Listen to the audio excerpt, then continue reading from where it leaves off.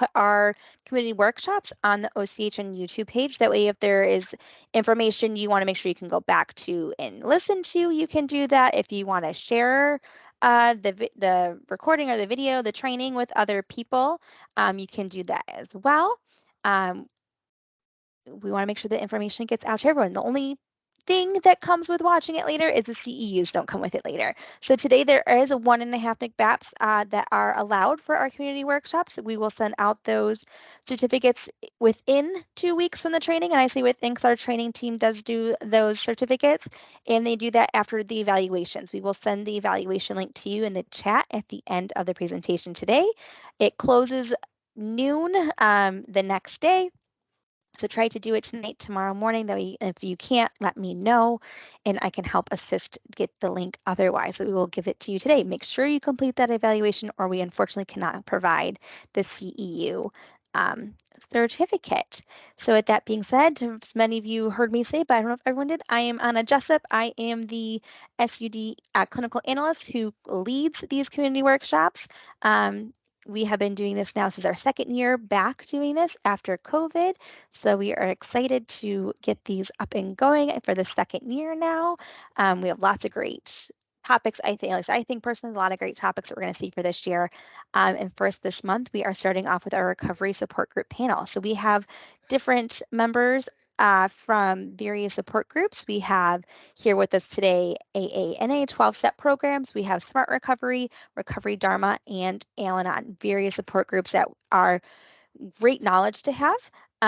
Whether you are a family member, a friend, an ally, a clinician, case manager, because not one group fits one person. We want to make sure that everyone in our community knows that there's different groups for different people, different approaches, just like recovery is not one size fits all. So we want to make sure everyone can be aware of all the different groups that are available in your community. And that includes, and I know they'll probably talk about it, but it includes whether it is in person, online meetings, phone meetings, because as a former clinician, I used to tell everyone there is no reason to not be at a meeting. You can call in internationally to some of these meetings. You can chat. There is no reason not to find one. And they are crucial. As someone who used to participate in meetings myself, they are some of the most crucial things that you could do to support and find that community. And I'm so excited to be able to present, or not me present, but to present our presenters. So first off, we have Gwendoyln Bammel, who will be with us today for Recovery Dharma. And I'm just sorry, guys, just going in order as the screen is right now, no particular order, our favorites. Then we see Shirley Brogan here, who'll be with us from Al-Anon. And then Sabrina Sassine, who will be with us from 12 Steps. And then Mark, I always say your last name wrong. I'm so sorry. That's okay, Swiecki. Swiecki. I always want to say it, the E and the I can't anyways. And Mark Swiecki here, who is with Smart Recovery. So I'm going to let them introduce themselves, and then we will get started. Again, put your name in the chat if you'd like. Questions in the chat. Raise your hand for questions throughout the training. And we can't wait to get started here with our Recovery Support Group panel.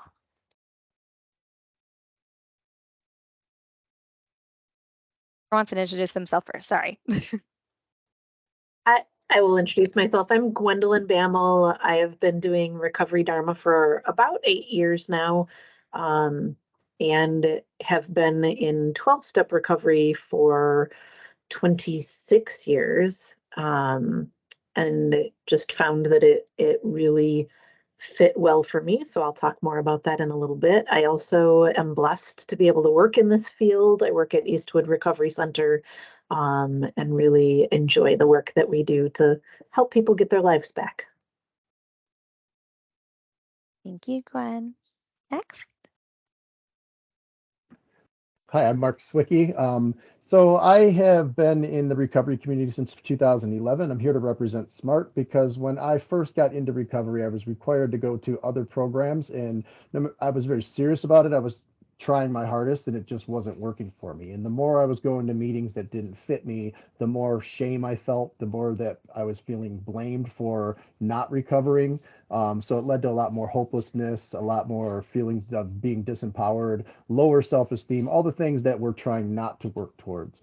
So once I found SMART, it really was eye-opening to me. So this is what has helped me get to the place where I am in my recovery. I now do this full time. I work for the Alliance of Coalitions for Healthy Communities. I run all of their SMART meetings. I also am a co-author of an early recovery life skills class called Resolve that we teach for people in sobriety courts, as well as at some inpatient facilities like Turning Point and Meridian and Grace Centers for Hope. So I appreciate you guys inviting me. Thank you. Thanks, Mark. Shirley, Sabrina? Oh, hi, I'm Sabrina Sassine. I'm a peer recovery coach for Meridian Health Services, and I also get to work on some of the sober court teams in Oakland County. I'm going to talk today about 12-step recovery, AA and NA specifically. I started off in NA, but I didn't really want to hear the part in the book where it says you may not alcohol is a drug, you may not use it. So that took me a little time to wrap my head around, but I've been a sober and active member of Alcoholics Anonymous for a little over 6 years. And I'm excited to talk to you guys about it. Thanks, Sabrina. And Shirley, if you'd like to introduce yourself?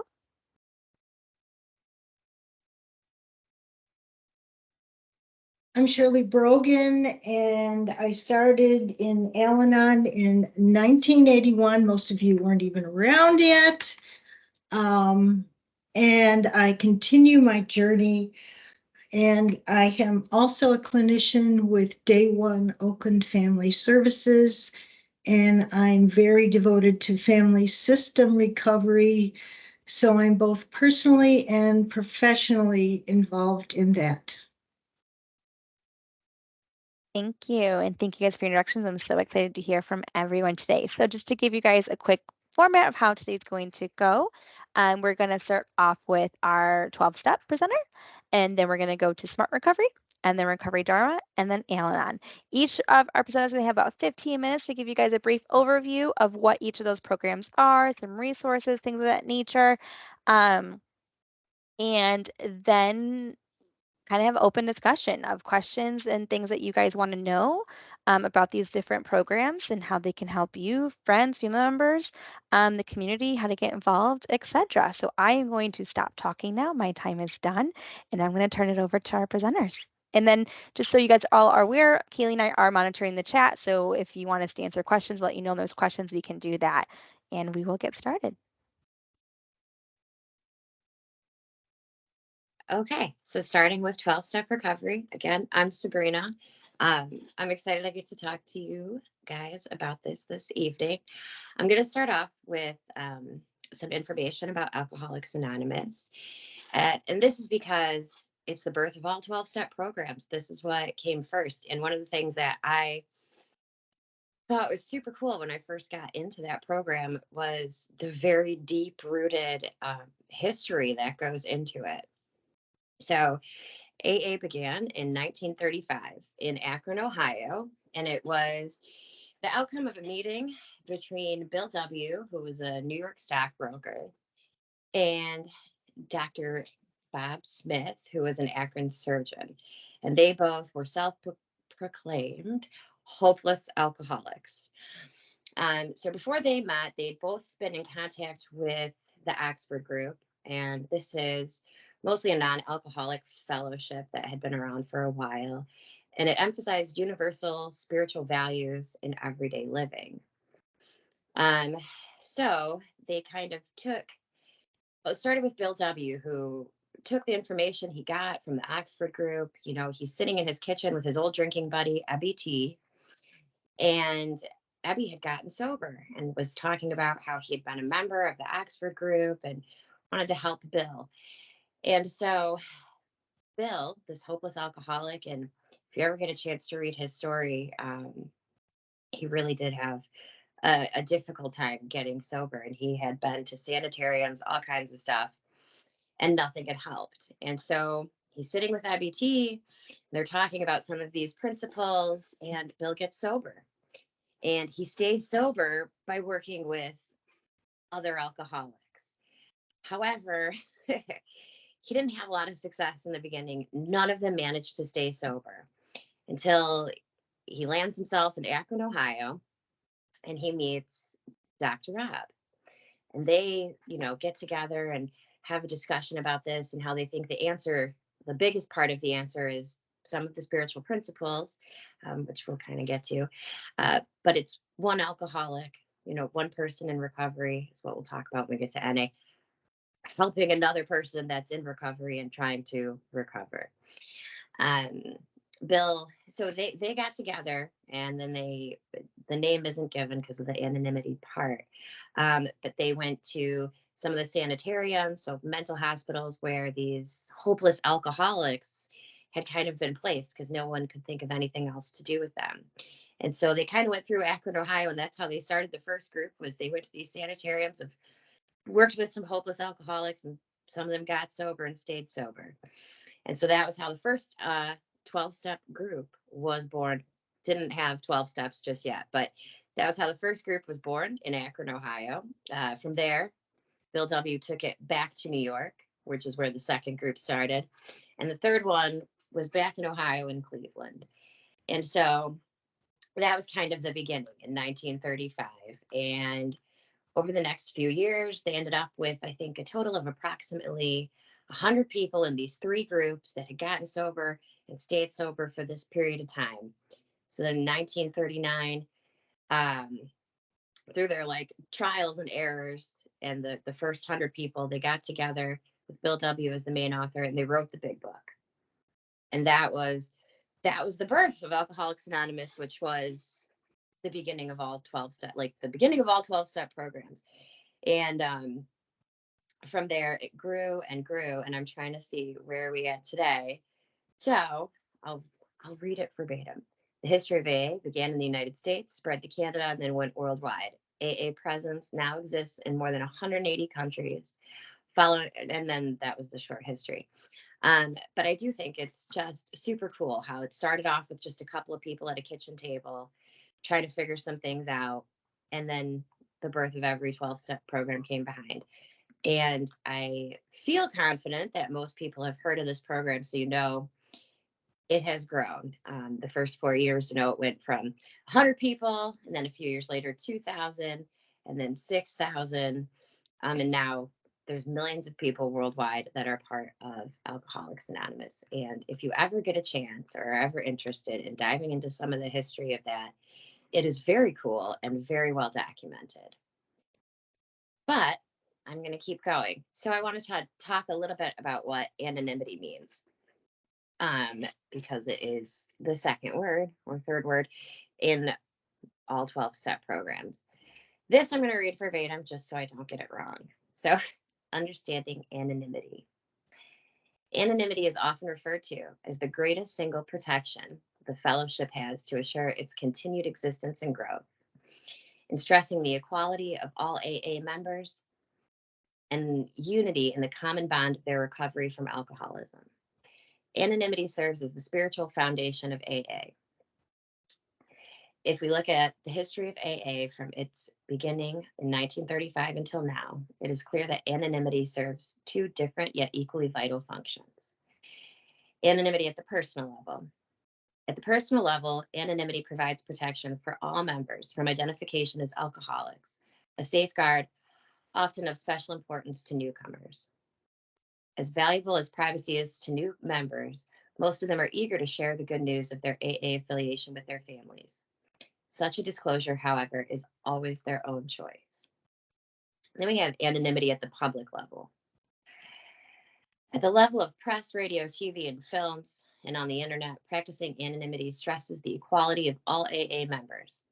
Maintaining anonymity at this level puts the brakes on those who might otherwise exploit their AA affiliation to achieve recognition, power, personal gain. When using social media or other online platforms, AA members are responsible for their own anonymity and that of others. When we break our anonymity in online forums, we may inadvertently break the anonymity of others. Protecting anonymity is a major consideration for AA members who are moving online in ever-growing numbers. So I like to share that because I think it is very important, and oftentimes, in this case, I wanted to share some of my personal relationships with these programs, but oftentimes when people who are in some of these 12-step fellowships talk about it, they will just refer to them as like they are a member of a 12-step group if it's at a higher level. And a lot of that has to do with not wanting, you know, one person's recovery to represent the fellowship as a whole. Hopefully that kind of makes sense. Another thing that I kind of wanted to talk about was, let's see, here it is, was whether or not the 12-step programs are a religious society, because I know they talk a lot about spirituality. And oftentimes people wonder, is this a religious program? Is it not? And I think this is another important thing to touch on, so I'm going to share it. AA is not a religious society, since it requires no definite religious beliefs as a condition of membership. Although it has been endorsed and approved by many religious leaders, it is not allied with any organization or sect. Included in its membership are Catholics, Protestants, Jews, Buddhists, Muslims, and members and followers of countless other religions and faith traditions, as well as agnostics and atheists. The AA program of recovery from alcoholism is undeniably based on acceptance of certain spiritual values. Members are free to interpret those values as they think best, or not to think about them at all. Most members, before turning to AA, had already admitted that they could not control their drinking. Alcohol had become a power greater than themselves, and it had been accepted on those terms. AA suggests that to achieve and maintain sobriety, alcoholics need to accept and depend on another power recognized as greater than themselves. And that's where the concept of having a higher power comes from. And I always interpret that as the need to believe in something bigger than myself and to realize I don't have control over everything. That's my interpretation, and I just kind of wanted to share that with you a little bit, because I know that those are some big questions that pop up, such as what is anonymity and what is the spirituality that they talk about all the time in these 12-step programs. Oops, one of my screens locked up. That's okay.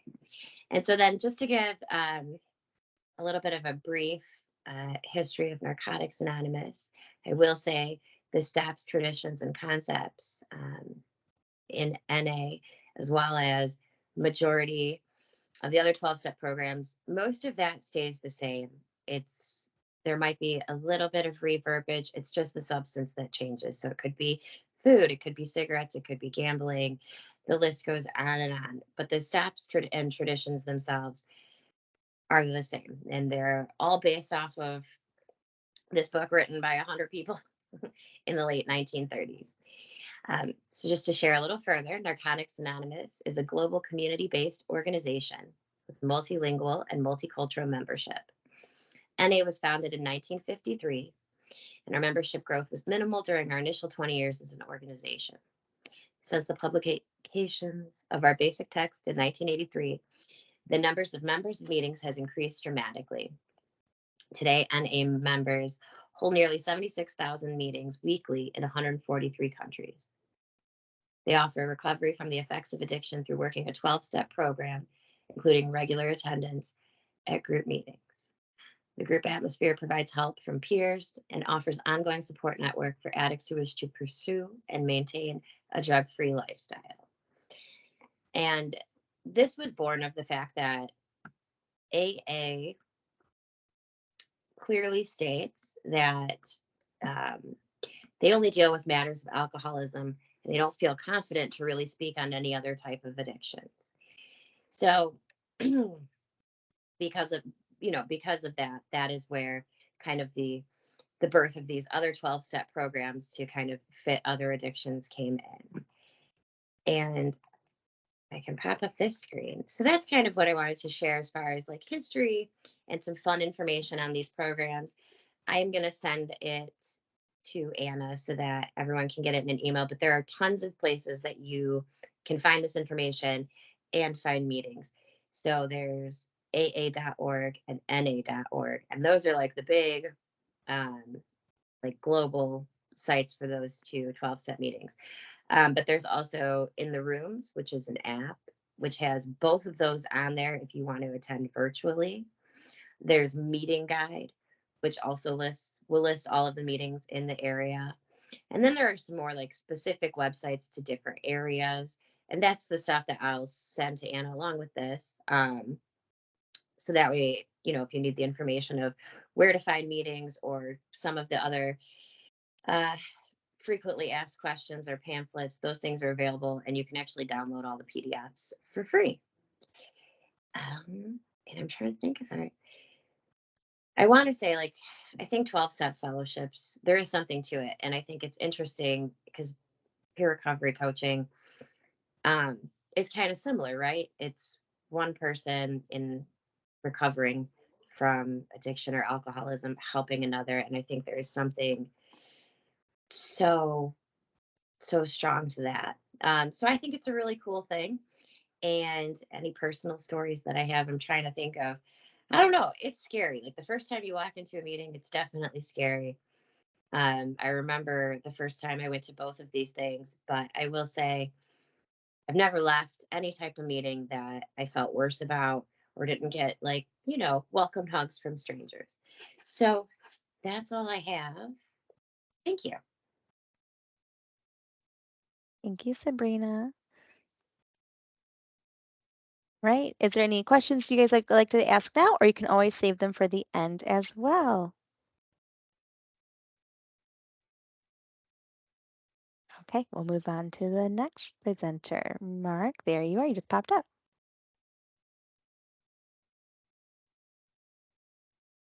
Sorry, I was trying to share my screen and it wouldn't let me unmute. So hello, everybody. Give me just 1 second to hopefully get my presentation to work.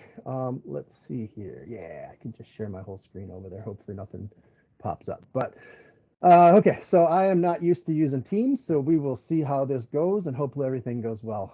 So I'm here to talk about Smart Recovery. Smart Recovery is actually, hold on 1 second. I can't see what I need to see. You guys can, but I can't. There we go. Okay, so Smart Recovery, it stands for Self-Management and Recovery Training. So I want to be very clear here too that it is an abstinence-based program. People will try to use our program for moderation, and so there are some people who claim that it's a moderation program. I want to be very, very clear on that. How people use our tools, you know, we can't control that, but we do not talk about moderation in our programs. We don't encourage people to use moderation. Actually, we encourage them not to because it's just not something that works for most people. But primarily, it's a self-empowerment program. So I have way too many slides here, and I might not get through all of them but I wanted to put together a full presentation that you guys can look at later because this will be sent out to you. So we are here to support people who are trying to abstain from any type of addictive behavior. So we support people trying to get to abstain from substance abuse, but also process addiction, right? So eating disorders, we eating disorders, gambling, sex addiction, any type of addictive behavior has the same root.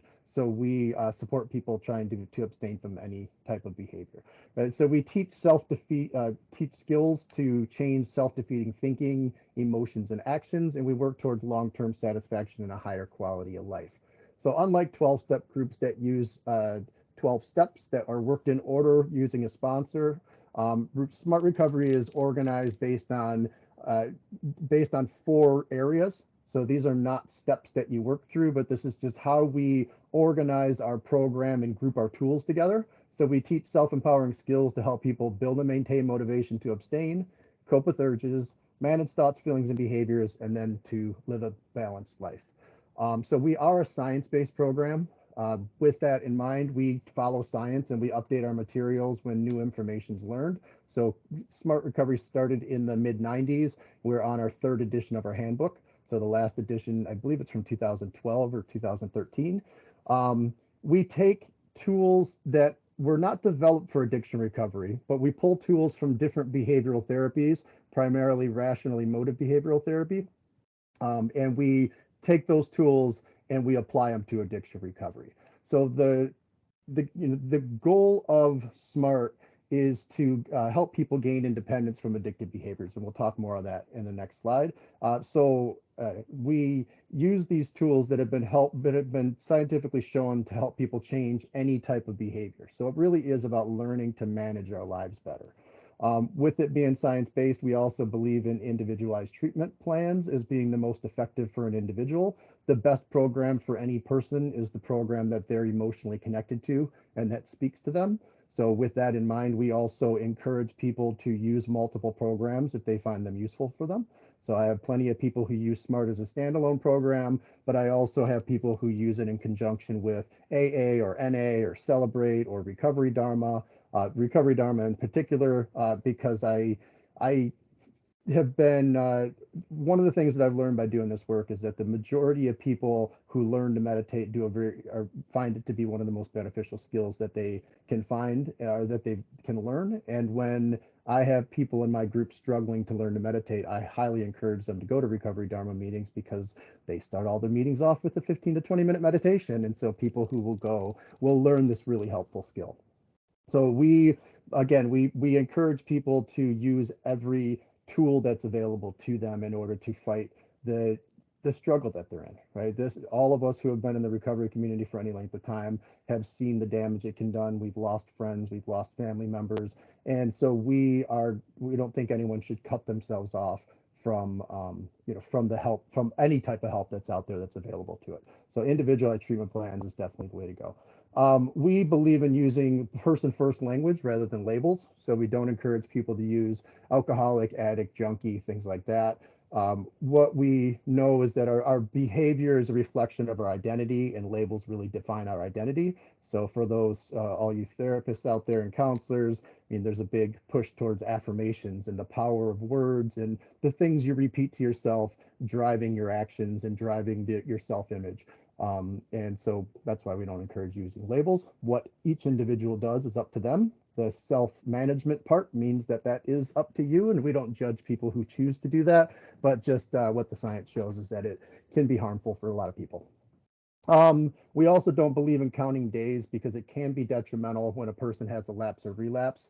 So we, in the beginning when things are going well, it can be motivating, but if someone does have a setback, they can often use that as a reason to stay out longer. So that's just some of the science-based stuff that we use here. So the concepts that SMART is based on and what our goals are in this, right, is for people to gain independence from addictive behaviors. And that doesn't involve just treating the substance use, right? I always say we come at addiction from the perspective that it's not a primary problem as much as it's a poor coping mechanism for dealing with all the things in our lives that we haven't learned to deal with yet, or that we weren't taught how to deal with as we were growing up or as adults. So we really focus on not the what we're doing, which is often the symptom, the substance abuse or the addictive behavior, but we focus on the why we were doing it, right? The low self-esteem issues a lot of us are dealing with, the people-pleasing tendencies we have by being raised by people who taught us that our feelings don't matter and that we need to make ourselves small for other people. Right, whatever it is, there's a number of things here, but we really focus more on the why and the fixing the underlying issues, giving tools to help people fix their own underlying issues, rather than focusing solely on the not using substances. So we're going to skip the second one because you guys can read that. Another concept here that's also science-based is that lifelong attendance at SMART meetings isn't required or encouraged. You can see the stages of change model slide that I have later when you receive this presentation and look at that. Basically, any change that we try to make in our lives, we have to put a lot of effort up front into it. If we stick with it long enough, then it becomes our new habit. That's not to say that we're cured or we're healed or we don't have to be conscious of our tendencies towards turning to substances to cope with the struggles in our lives. But what it means is that the goal of this program is to gain independence from addictive behaviors. So we're trying to teach people how to take control back of their lives. And when people get control back of their lives, they want to spend it with friends and family and finding new hobbies and being out and enjoying things. So on average, just from my experience in SMART, I haven't seen a figure on this, but I would say that most people who do well in SMART attend meetings for between 2 and 3 years, and then they will start to taper off as they re-engage in their lives in a more fulfilling way. And then, if they have struggles, if they have a life experience that comes up, death in the family, a breakup, a divorce, these big things that can trigger those old thoughts of turning to their old coping mechanism, then people do sometimes come back. They do come back to meetings if they get to that point. But yeah, I would say on average, people stick around in meetings regularly for about between 2 and 3 years. So we promote self-empowerment, and we don't require a belief in a higher power. So we don't focus on the addictive behavior, like I said earlier. And yeah, I guess that's a little bit of a recap there. But what we mean with that, with the self-empowerment and not doesn't require a belief in a higher power, we are not a anti-religion or anti-spirituality program. We think that if you are a religious person, if you have strong faith, that can be a real key component for recovery, but it's just not a requirement of recovery in SMART, and we don't focus on that within the program. So those are really important components to a lot of people's recoveries, but they're not requirements of SMART. And as far as the spirituality goes, I think that a lot of people just have an incorrect idea of what spirituality is, right? I don't think that anyone has the ability to not be spiritual in some way, right? I see that spirituality is really it's what feeds my spirit, right? What gets you out of bed in the morning wanting to do better in your life. So yeah, I think that everyone has that inside, but a lot of people, if you're not religious, think that they're not spiritual, and I just don't think that's the way it goes. Yeah, so I want to just go over, so with SMART meetings, SMART facilitators have a lot of leeway into how we run our meetings. And so the general format for SMART meetings that are smaller is not on the screen. This is my format here, but for smaller meetings, a lot of SMART meetings are generally 6 to 10 people. And so what they'll do is they'll read an opening statement, and then they will do a short check-in. So SMART check-ins are similar to 12-step check-ins, but very brief and really about how you are today. So we don't give a whole chunk of our life. If you're new, you can give as much or as little information as you think will be relevant to help the group support you in your recovery. But check-ins in normal SMART meetings are just short little 2 to 3 minute check-ins to tell people how things are going now, what points you're working on, what you're struggling with. And then a facilitator would make a decision based on what people are struggling with as to what type of SMART tool or article they may present and use in the meeting. The meetings that I'm running are much larger meetings. We had 65 last night, so we on average, this time of year, we're averaging about 50 to 55 people in our meetings. So that's not a format that I can really follow. So what we do is we bring in a lot of outside articles on different mental health, emotional health, and addiction recovery topics. And then after our opening statement, we either present one of the SMART tools and show people how to use it in some meetings, or we read an article together as a group on a mental health, emotional health, or addiction recovery topic, and then we have a group discussion about it. Something that I didn't say earlier is that SMART meetings are all crosstalk. You can comment on anything anyone's saying at any point. So whether it's during the group discussion or on a person's check-in, in a respectful way, when there's a break in the conversation, you can, if it's an online meeting, you can use the raise your hand feature. If it's an in-person meeting, you can read the room and then interject what you want to say. We do not give advice. We don't tell people what they need to do. What worked for me might not work for you, but we do talk in I statements about how we got through similar situations. We can also ask questions if we can see someone, not taking ownership for one of their actions. We can ask questions about that. So it really is about the connection among attendees. So yeah, in my meeting, we do the presentation, we have a group discussion about the topic or the tool, and then we do our check-ins. And my check-ins are longer than the 1 or 2 minutes. We do focus on how are we doing now, not our whole history. And then we address any issues that come up in that person's check-in at that point. So to give you guys just a quick little idea, I had put a presentation together earlier, the last time I did an OCHM presentation. These were some of the articles that I had used at that time back in the fall. It's About Time You Become Emotionally Intelligent, How to Overcome Stubborn Regret, 6 Habits of Emotionally Intuitive People, The High Cost of Self-Betrayal, How We Can Cultivate Joy Amid Difficult Circumstances, and How to Master Boundaries in Recovery. And so SMART does have a series of tools that we teach. We teach about 12 to 14 tools, depending on what you want to call a tool. These are just 2 of the tools we have here. I know we have time constraints, so I'm not going to go over these. I do have a list of I have a link to the SMART toolbox on the resource slide that has all of the SMART tools listed. And then this is just that Stages of Change model. And here is the resource link. So you can find all of the SMART meetings that the Alliance is affiliated with, either through the Alliance itself or through my volunteer meetings on this last page as well. So we have the Alliance meetings. We have meetings Sunday night, Monday night, Tuesday morning, Wednesday night, Thursday night. And then there's a Saturday morning group that is run by people that run the meetings the same way, but I do not facilitate that meeting. And these are just the Alliance affiliated meetings.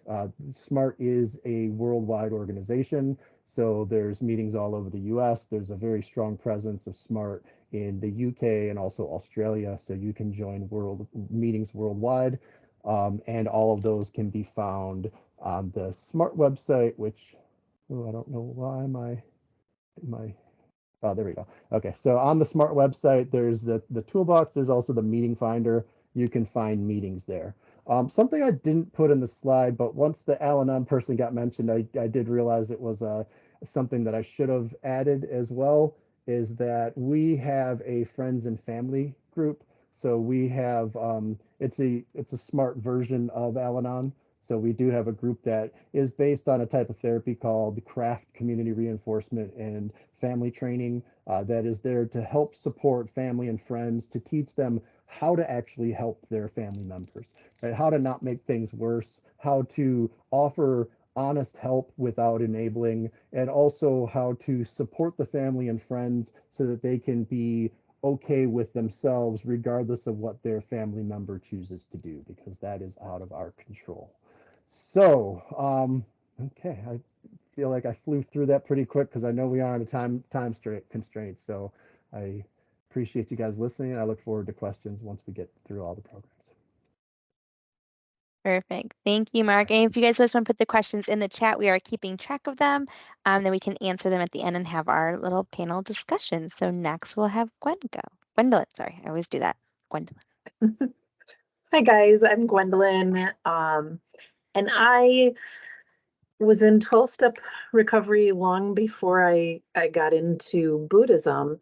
And I think that was really the origins of refuge recovery and now recovery dharma. That there were a whole lot of 12-step people who, as their 11th step, were doing Buddhist meditation. And some of them took it very seriously and really got into typically Theravada Buddhism. And out of that was born this conversation of, why don't we have our own meetings? You know, we're doing this 12-step thing, we're doing this Buddhist thing, we're translating certain things that don't fit for us in the 12 steps. Why don't we start this Buddhist recovery movement? And so it was over a decade ago that started. So it's still a relatively young program overall.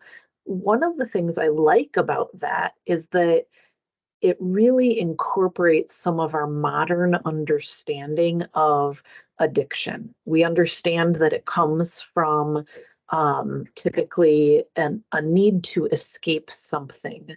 So whether that's trauma, abuse, neglect, abandonment, there are many things we might be escaping from, but that it understands we are all kind of looking at addiction as a solution rather than as the problem itself. So from that trauma perspective, we know the brain is in fight or flight when any trauma is triggered. And what I love about meditation is that it really teaches my brain on a daily basis that I am not in danger, that there's nothing life-threatening going on, that I don't actually need to panic. And even though my brain tells me, panic, it's the end of the world, the sky is falling, meditation regularly trains my brain to understand that I can calm my body's response, I can calm my nervous system, and that I don't have to react to whatever it is that my brain is telling me. So as someone who did 12-step recovery for a long time, um, I understood there was something wrong with my thinking, and I knew that I could challenge that. But meditation is what really gave me that tool to change my brain's reaction. And one of the things that I really enjoy about this process is that it looks at all addictions. So in the What is Recovery Dharma statement, it says, Recovery Dharma welcomes anyone who is looking to heal from addiction and addictive behavior, whether it's caused by substance use or process addictions like codependency, gambling, eating disorders, relationships, technology, or any obsessive or habitual pattern that creates suffering.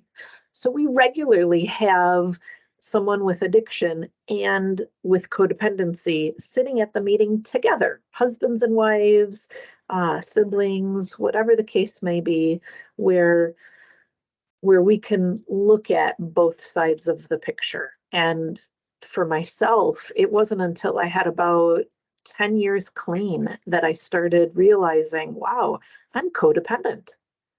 I do so many things based on making someone else happy or fitting their perspective in order to feel better about myself. And what did I need to do to change that, to develop my own voice and not try to avoid making other people unhappy? So it has allowed me to really take a deeper look at my own recovery from that codependency perspective. I also qualify for pretty much any recovery program out there. I've been to most of them. And what I love with Recovery Dharma is that it hits all the bases. I don't have to go to multiple meetings. I get to go to one meeting that hits multiple boxes. So when you go to a Recovery Dharma meeting, there are a couple of things that might feel a little bit weird at first. It's often in a Buddhist temple, which I think is really funny. As a little side note, Buddha was really just a guy.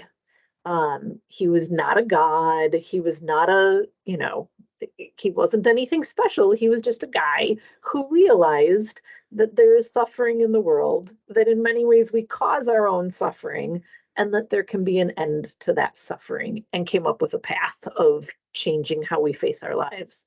So the fact that we now have temples devoted to this guy is a little ironic, but when you go into a Buddhist temple, typically you take off your shoes.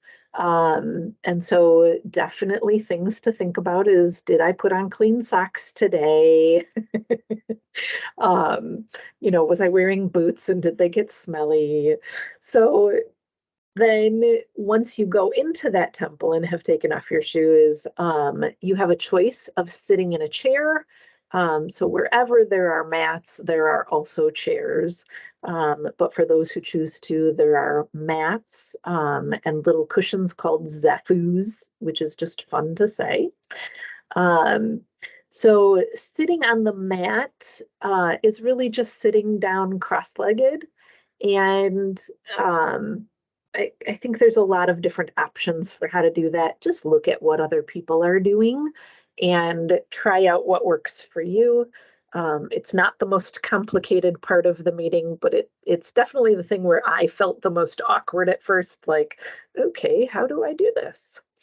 And then at the start of each meeting, it's very much like other support groups where, there's a reading at the beginning, people introduce themselves, but we also do a 20-minute meditation at the beginning of the meeting. And I want to give you a maybe 2 or 3 minute version of that. So if you are multitasking, I'm going to ask you to just set down whatever other things you have around you, to just take a moment and focus on the here and now and join me, because I learn best experientially. I think most of us do. So many times we think we can't meditate or we suck at meditating. And yes, we do. We're all horrible at it. Our brain jumps all over the place. That doesn't mean we're doing anything wrong or that we can't meditate. It just means that our brain needs some practice in how to focus. So I want to give you an example of what that feels like at a meeting. So you can take a moment, and if you feel comfortable, close your eyes or just gently gaze at the table or floor in front of you. Try to relax any tension that you might feel in your body. Soften your eyes. Relax your jaw. Let your shoulders fall naturally away from your ears. And allow your attention to come to your breath.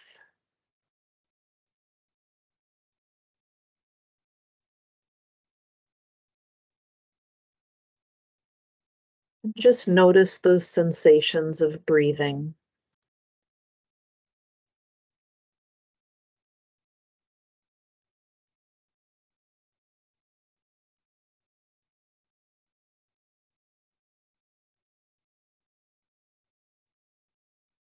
And as you breathe into your heart center, repeat to yourself these phrases silently.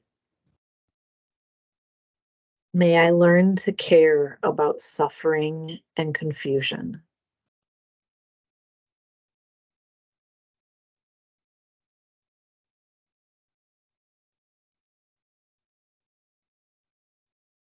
May I respond with mercy and empathy to pain.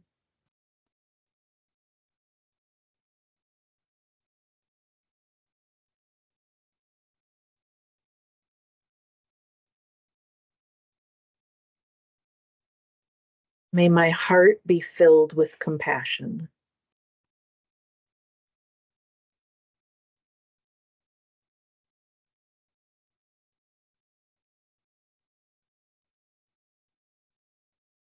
And again, repeating to yourself, may I learn to care about suffering and confusion. May I respond with mercy and empathy to pain. May my heart be filled with compassion.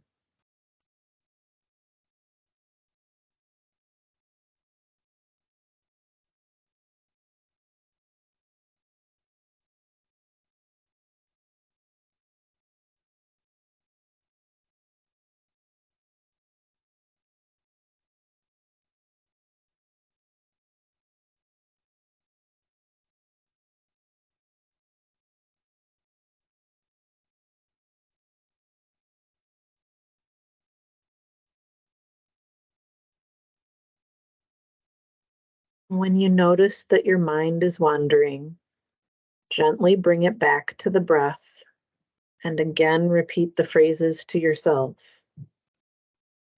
May I learn to care about suffering and confusion. May I respond with mercy and empathy to pain. May my heart be filled with compassion.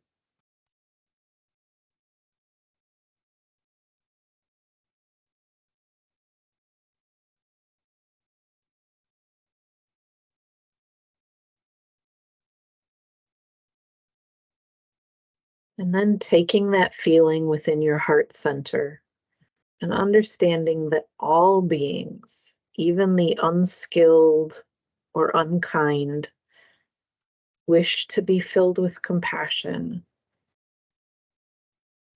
Send these same phrases out to all beings in all directions across the world. May all beings learn to care about suffering and confusion. May all beings respond with mercy and empathy to pain. May the hearts of all beings be filled with compassion.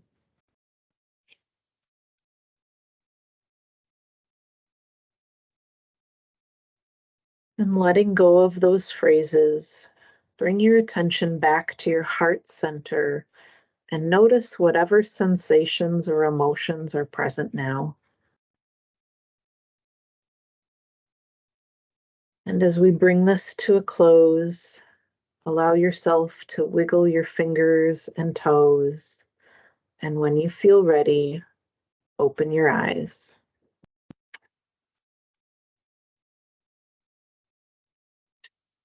I feel like I should now make you all stretch and get up and, move around so that we don't put everybody to sleep. It is a great way to fall asleep at night.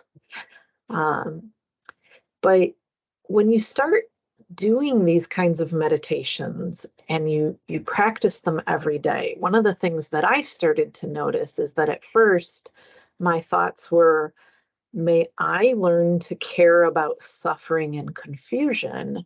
And I was just thinking like in the world. And then I went, oh, wait, I'm included in that. May I care about my own suffering and confusion? May I understand when someone else is reacting in a way that promotes suffering or that is very confused? Can I respond with mercy and empathy to that? I don't have to respond with judgment.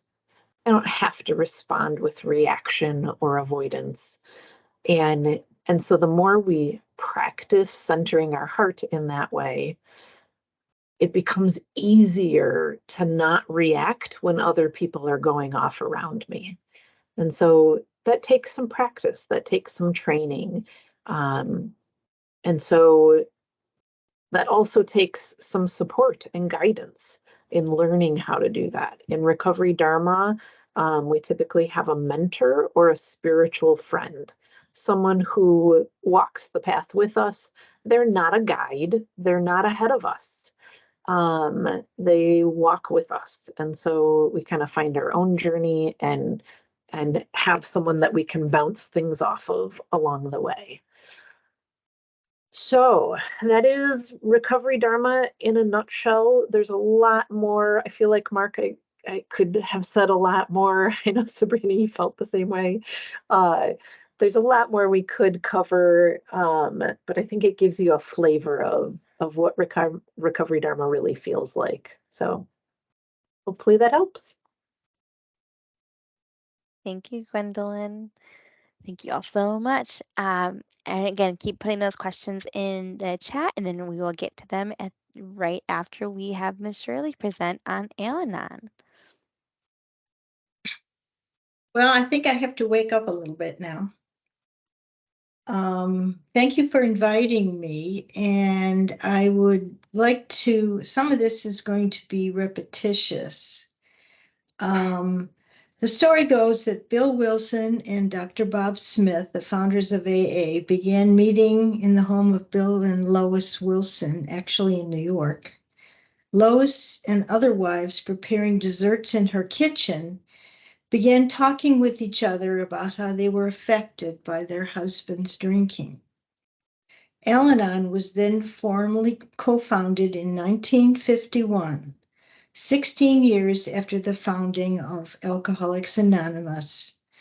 And Al-Anon was started by Ann B. and Lois W., Bill's wife. Before the formation of Al-Anon, independent groups of families of alcoholics met, and Bill allegedly thought these groups should be consolidated and that Lois should be the one to take it on. Al-Anon adopted the 12 steps of Alcoholics Anonymous, changing the word alcoholics in the 12th step to others. We tried to carry this message to others. Its name derives from the first parts of the words Alcoholic Anonymous, Al-Anon, and Alateen was begun in 1957 when a teenager named Bob joined with 5 other young people who had been affected by the alcoholism of a family member. Adult children of alcoholics, sometimes referred to as ACA or ACOA, was founded around 1973 by a fellowship of people who desire to recover from the effects of growing up in an alcoholic or otherwise dysfunctional family. Many Al-Anon meetings have separate tables for adult children of alcoholics. And what I'd like to do now is read you from this particular pamphlet, which is called Alcoholism, the Family Disease. While most of us know that alcoholism is a disease, too few recognize it as a family disease, which may be emotionally, spiritually, and often physically affect 3 or 4 people in addition to the alcoholic. And research over the years has demonstrated that it's probably close to 6 to 7 people. That would include family, coworkers, neighbors, friends, other people who have been impacted by someone's chemical use. Al-Anon family groups, Al-Anon and Alateen, give us the assurance that no situation is too difficult and no unhappiness too great to be lessened. With the understanding that alcoholism is an illness and with the realization that we are powerless over it, as well as over other people, we are ready to do something useful and constructive with our own lives.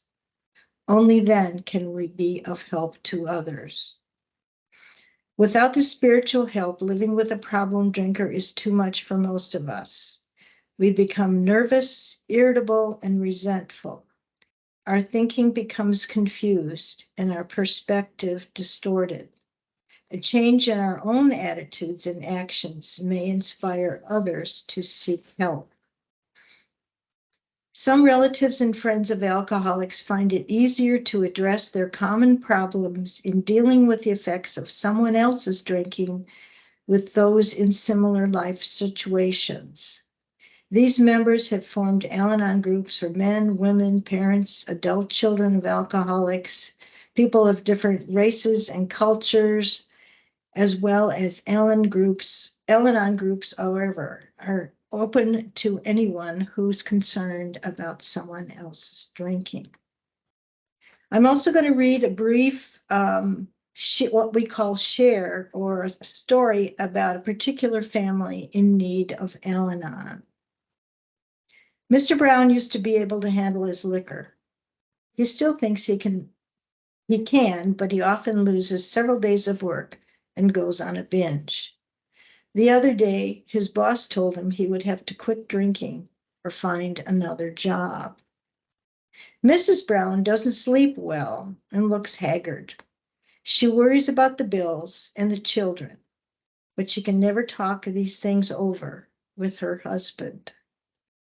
Nancy, the oldest child, has always been headstrong. She got tired of being nagged and married when she was 16. She and her husband don't get along. John didn't like school and quit at age 14. He stays out late and has friends that Mrs. Brown doesn't like. Ruth is an anxious 12-year-old.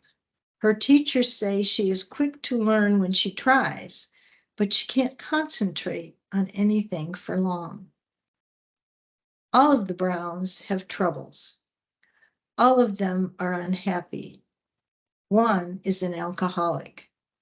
Is there a connection with the concerns of the others? Absolutely. And sometimes it's helpful if they're going in for counseling or treatment, that they have a provider who at least has an understanding and can ask questions about chemical use in the family, rather than diagnose them with ADHD or depression, anxiety, something else. They're missing a piece in the picture. Al-Anon tools and literature. Let me explain some of our tools. Al-Anon has its own big book. It's titled How Al-Anon Works for Families and Friends of Alcoholics. And this is it.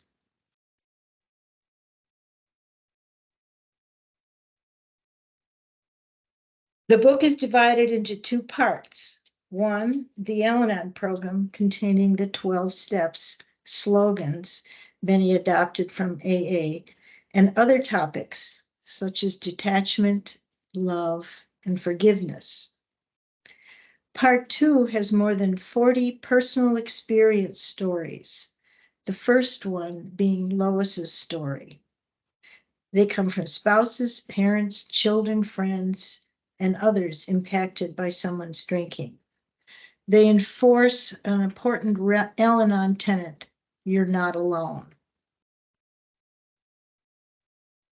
Very popular with Al-Anon members are what we now are 4 daily readers or daily meditation books.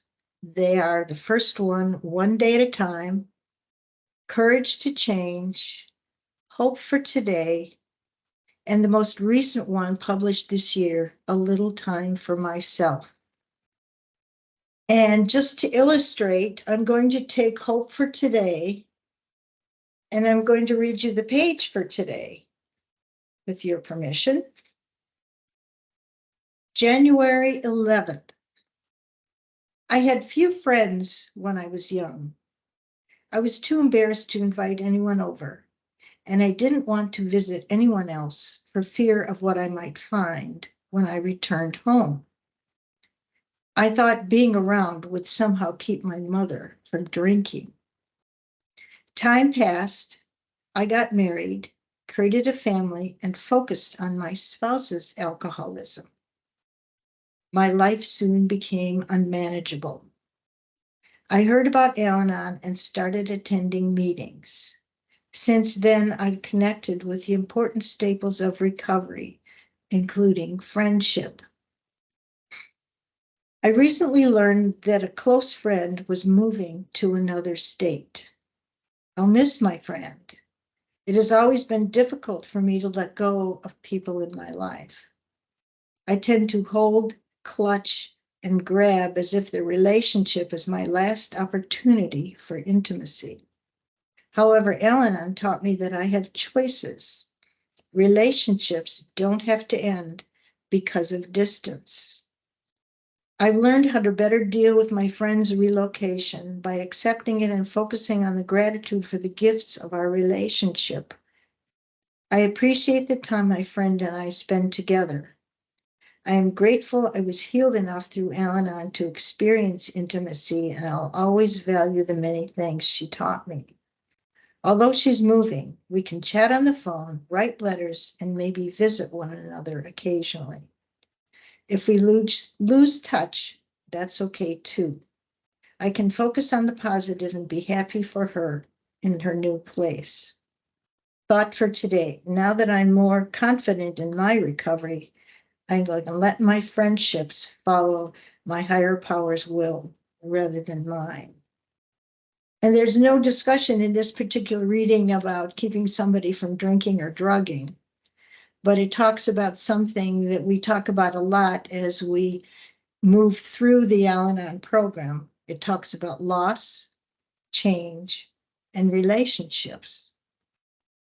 So that's hope for today. And this one is actually considered a good one for adult children of alcoholics because it deals with how I'm dealing with my current life. All right, Al-Anon meetings are currently in person, virtual, and what we call hybrid, where Zoom is available. The virtual meetings became more popular after COVID. Also with virtual meetings, someone can attend a meeting in another city, state, continent, time zone, whatever. I talked with somebody recently who she was working midnights, so she started attending Al-Anon meetings in London so she could, deal with the time change. Okay. For Oakland County meetings, you can locate Al-Anon meetings by going to Oakland District 12 AFG. 12 is a number, and I'll put this in the chat. Oakland District 12 AFG at gmail.com. You can also find meetings on the website alanon.org. New attendees are encouraged to go to 6 meetings before deciding if Al-Anon is for them. We also have sponsors in Al-Anon, but they're voluntary, of course, as all sponsors are. You're not assigned one. Al-Teen groups are run by the teens themselves, with adults to assist with management, like bank accounts and finding a location. The adults have to have been in Al-Anon for a period of time, I believe it's at least 2 years, and go through training and background checks. They are called Emmaus, Al-Anon member in Al-Teen service, and I happen to be one of those as well. An interesting side note, Al-Anon or Al-Teens have a retreat every summer, and it's called Comiac. Some of you may be familiar with this. It's Kentucky, Ohio, Michigan, and Indiana come together to have this retreat. And this year, it's Michigan's turn to host that. So the teens are working on creating their retreat this year.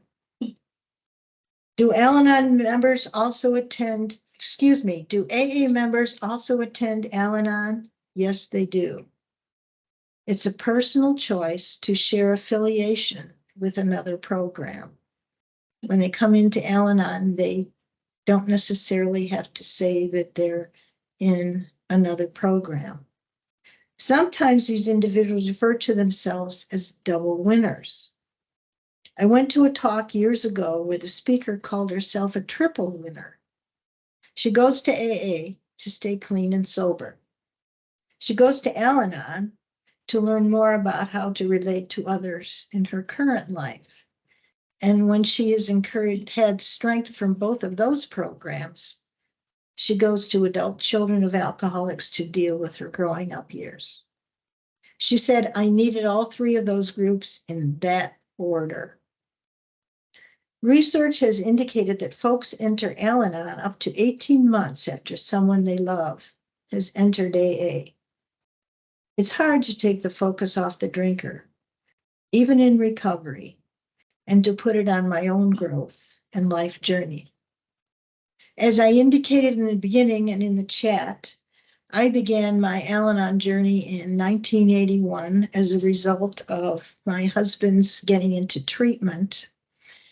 And why have I been sticking with it for so long? Well, I'm not dealing with active addiction in my life, but I'm dealing with people, the world, and learning and getting reinforced that I can't control other people and how I can grow myself.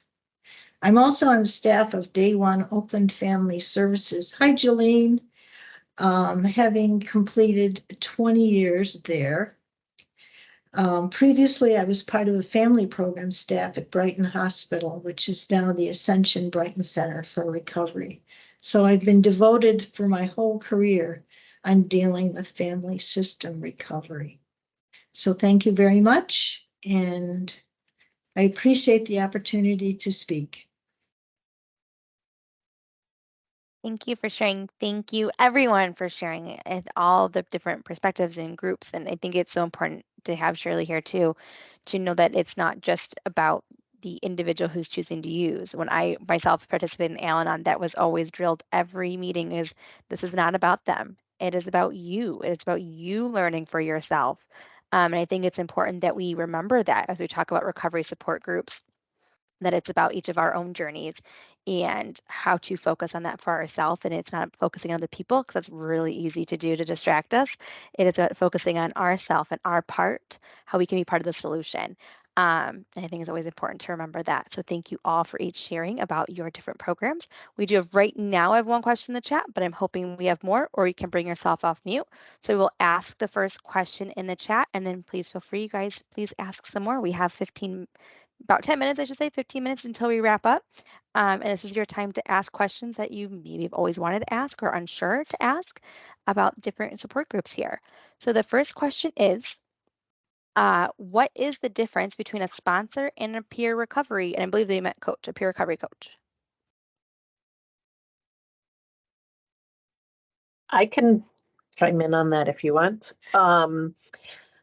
A sponsor is someone who is in a 12-step program, has worked the 12 steps themselves, continues to work that with their sponsor, and can lead someone through the 12 steps. So when you're new, finding somebody who has at least a year in recovery and has worked through the steps themselves and can be that guide for you along the process.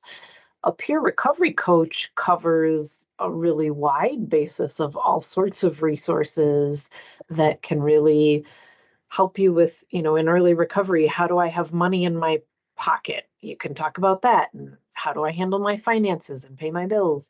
How do I deal with relationships? So a peer recovery coach helps with a wide array of things, including how do I get my life back together and what resources do I need to do that? And I'll add to the question, because that was before we talked about Recovery Dharma, where we have mentors, which is kind of like a sponsor, but really is more like they're not above or, like guiding you on that path. They're more like with you. But they are helping you work through the Four Noble Truths of Buddhism.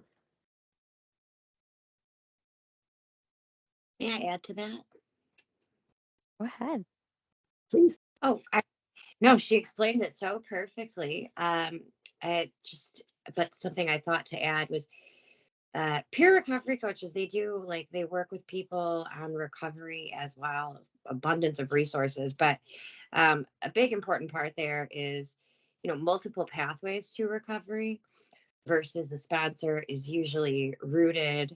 Well, when we're speaking of sponsors specifically or mentor, it's usually rooted in one specific pathway to recovery that they're knowledgeable in. Another big difference is that sponsors are volunteers. That's one alcoholic working with another, or an addict, or whatever it is.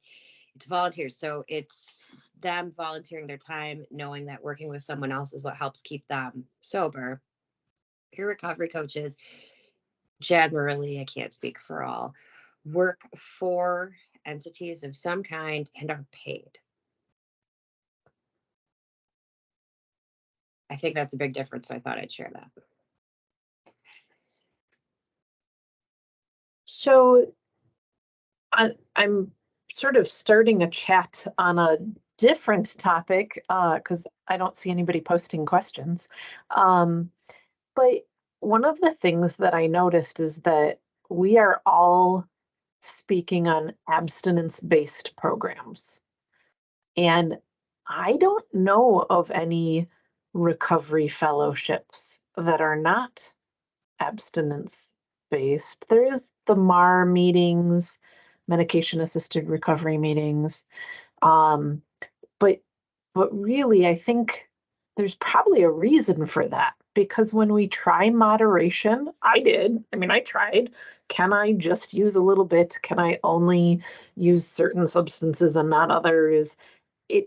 It doesn't work. From a biochemical understanding in the brain, we now understand why that dopamine surge that happens takes over and kind of rewires our brain. But I do think it's interesting that really the support groups that exist out there really are, for the most part, abstinence based. Yeah, Gwendoyln, I think you nailed it too with the dopamine, right? So when you start to learn about the dopamine system and learn what drugs do and how they flood our system and how we have dopamine receptors going offline and how it affects our motivation and how with the flood of dopamine in our brain trying to be as efficient as it can to get the most amount of dopamine, we then, no matter how long we stay abstinent, we start going back to prioritizing the drug over the normal things in our life. So yeah, when you learn about the dopamine system and how it works, it makes 100% sense because the fact is that people do think they're going to get into recovery in order to learn how to drink better, to learn how to use better. And a lot of us have gone through that. And what we learn is that even if it goes well for a period of time, it's still our brain has already made that switch and we've already done the damage and it knows where it's going and we go right back to that. So whether or not I was able to moderate for a month or 3 months, once something went wrong in my life, my brain went right back to, hey, remember what you used to do to cope with those big problems? Let's go do that again. And so yeah, that's why I say within smart, people will try to use smart tools as a moderation tool and we immediately are like, it's just, I mean, it's your program. I can't stop you, but it's not going to go well. We've seen it over and over and over again, but everyone thinks that they're the unicorn. I have a question, if that's all right. So I mean, you guys are talking about like harm reduction or moderation, but I've heard of people, on medication assisted treatments, like Suboxone or what have you, getting sort of flack or like blowback at 12-step. I'm not going to say that's like, widespread or common, but I have heard people express that. I'm curious, like, if that's more accepted or welcomed, I suppose, at say Smart or Dharma. I don't know if that's real. I've just heard people say like there's kind of a stigma against medication assisted at 12-step in their opinion. Having been to Smart and Recovery Dharma and 12-step meetings, what I will say is I think there are certain people who are unskilled, unkind, ignorant, and judgmental. And wherever you go, you find some of those. So what I've found, I think 20 years ago in 12-step meetings, there was absolutely a stigma against Suboxone. It was seen as using if you were doing that. Methadone, same thing. I think today there's a lot more acceptance and understanding that if you're taking it as prescribed and taking it conservatively, like if you're prescribed the highest possible dose, you're probably high. But if you're being prescribed that at a reasonable dose and that it's somewhat conservative, that's still recovery and that still fits. So what I find at meetings is that a lot of people now are very accepting of that, but you will still find some unskilled people wherever you go. I Yeah. agree with you. I agree with you, Gwen. I was a person on MAT services when I was early in recovery, going to 12-step meetings. I didn't have a lot of flack, and it says in the literature, like, hey, we are not doctors. So if you are prescribed something, just like you said, if you're prescribed something for medical, like valid reason, and you are taking it as prescribed, that's none of our business. But sadly, you are correct. There's sucky people that are not well informed. And that does, I think, still happen occasionally. But the more time that goes on, I think the better it gets. Yeah. And as far as smart goes, yeah, we support whatever people are doing to get control of their life back. And again, we are also not doctors, and what a person does between them and their doctor is between them and their doctor. But we support keeping people working towards right, and trying to gain freedom from substances. Right. So yes, absolutely. We are very supportive. We have plenty of people in the match programs in SMART, and we support them fully. Oh, something to add too.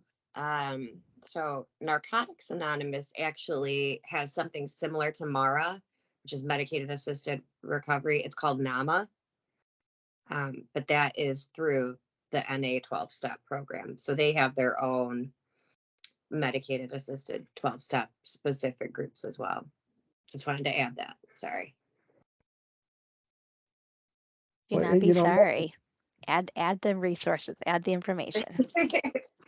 I'll send them And all to I you would tomorrow, say then, as we talk about abstinence-based programs, I think for the Recovery Dharma perspective, at least, like it talks in the literature about please take your medications as prescribed. Like whether it's psychiatric medications or MAT, that's still, if you're taking your Suboxone or Sublocade or any of that, that's still abstinence. We see that as you're not actively getting high. So so while it's an abstinence-based program, that doesn't mean that somehow you shouldn't take those medications. So yeah. Yeah, and the way the SMART literature is written, it is people who are choosing to abstain or are considering abstinence too. So working towards abstinence. So, you know, we do know that we have people who are tapering down off of things, right? People who are working to give up one substance while using another as a crutch. But the goal is total abstinence eventually. Mhm. Thank you, everyone. Great conversation. Love it. And just knowing that it's at the end of the day, the stigma and biases are everywhere for everything, whether it's for the new movies that are coming out and all the award shows that are about to be seen, or my son right now, whenever we cheer for a football team, he makes sure he cheers for the opposite because that's what he's into right now. So just remembering that we are going to see someone always wants to challenge something, and knowing that in our recovery is our recovery, and that's why we have these groups in education. So I appreciate all of that. We do have another question in the group. There's lots of things in here as well. They're saying thank you and great important points. I want to make sure those things in the chat are being seen. Um, the other question we do have is, are there recovery coach websites specifically for recovery coach help for coaches early on?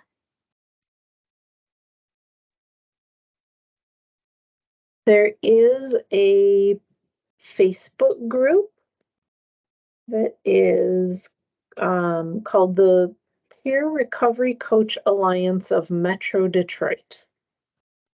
So if you are on Facebook, that's a good place. I often see people asking questions, supporting each other. So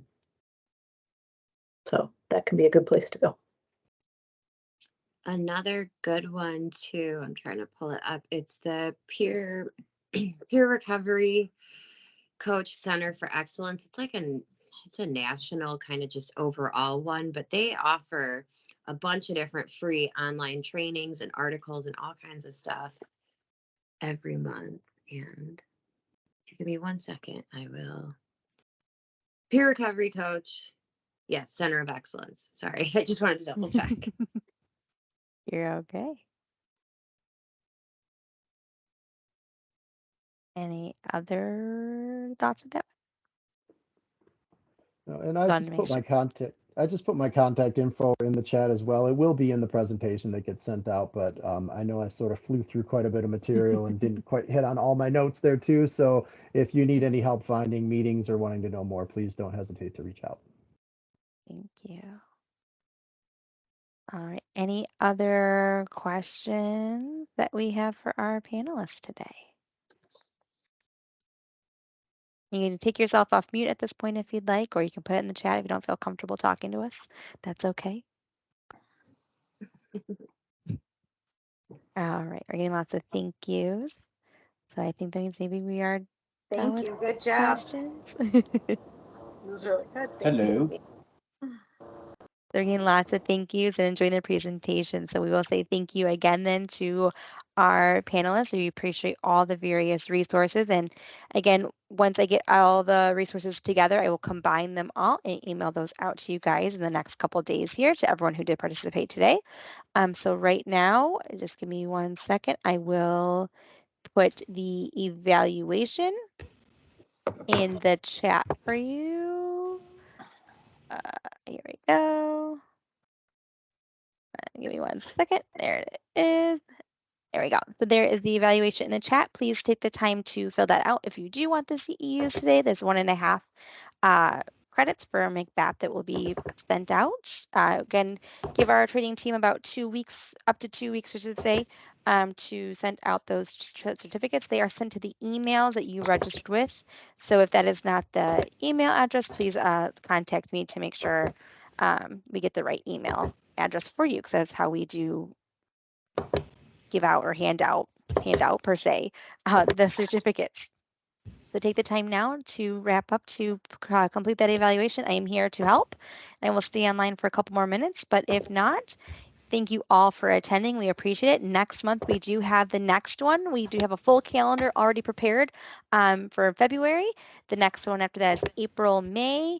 We're off June, July, August, off September, and then we have another one for October. So I will continuously, if you do register, I always send it out to those who registered to make sure you guys stay in the know.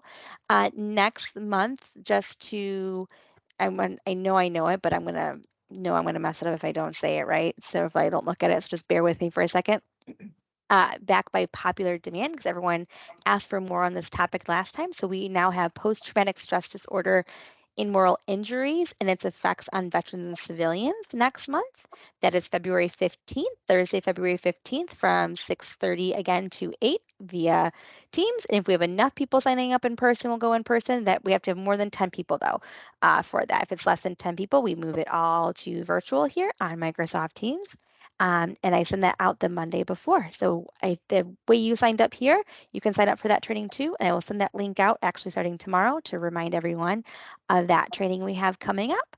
And thank you all for being here today. I always appreciate the community coming together to learn more about substance use disorders, how to support the recovery community, treatment, prevention, and all things, because it takes all of us to challenge those stigmas that were just talked about so people can live their lives in a happy, helpful, purposeful manner that we all want to and choose to do. So thank you all for being here tonight. I appreciate seeing every single one of you, and I hope you have a great rest of your evening. And I'll see you on Thank for a you, minute. Anna. And you're Thank you. welcome. You got to slide in the last minute, huh?